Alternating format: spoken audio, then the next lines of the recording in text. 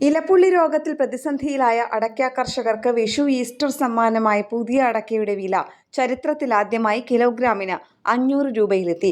ഇതിന് ആനുപാതികമായി തിരുവ് അടയ്ക്കയ്ക്കും വില കൂടി. ഇതേസമയം ഇലപ്പുള്ളി, മഹാളി തുടങ്ങിയ രോഗങ്ങൾ മൂലം ഉൽപാദനം കുറയുന്നതിനാൽ കർഷകർക്ക് പൂർണ്ണ പ്രയോജനം ലഭിച്ചേക്കില്ല. കഴിഞ്ഞ മാസം ആദ്യം പുതിയ അടയ്ക്കയുടെ വില 490 രൂപയായിരുന്നു. പിന്നീട് 30 രൂപ കുറഞ്ഞു. അവിടെ നിന്ന് ഘട്ടം ഘട്ടമായി കൂടിയാണ് 500 രൂപയിലെത്തിയത്. മംഗളൂരു ആസ്ഥാനമായുള്ള അടയ്ക്ക കർഷകരുടെ സഹകരണ സ്ഥാപനമായ ക്യാംപ്കോ വില വർദ്ധിപ്പിച്ചതിന് പിന്നാലെയാണ് പൊതുവിപണിയിലും വില ഉയർന്നത്. ഇതോടൊപ്പം പഴയ അടയ്ക്കയുടെ വില 545 നിന്ന് 555 രൂപയായും വർദ്ധിപ്പിച്ചു. അല്പം ഗുണനിലവാരം കുറഞ്ഞ പട്ടോറയ്ക്ക് 410 രൂപയും കോക്ക പട്ടോറയ്ക്ക് 345 രൂപയും കരിങ്കോട്ടിന് 265 രൂപയുമായി.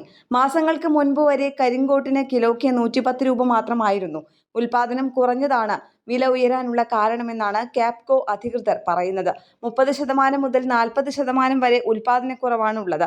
തിരഞ്ഞെടുപ്പ് കാരണം അതിർത്തിയിൽ പരിശോധന ശക്തമാക്കിയതോടെ ബംഗ്ലാദേശ്, മ്യാൻമാർ തുടങ്ങിയ രാജ്യങ്ങളിൽ നിന്നുള്ള അനധികൃത വരവ് കുറഞ്ഞതും വില ഉയരാൻ കാരണമായി. അതിനാൽ തിരഞ്ഞെടുപ്പിന് ശേഷം വില ഇടിയാൻ സാധ്യതയുണ്ടെന്ന് ക്യാപ്കോ സൂചിപ്പിക്കുന്നു.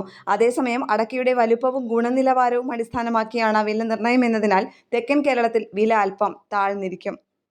ന്യൂസ് ഡെസ്ക് കേരള പ്രണാമം.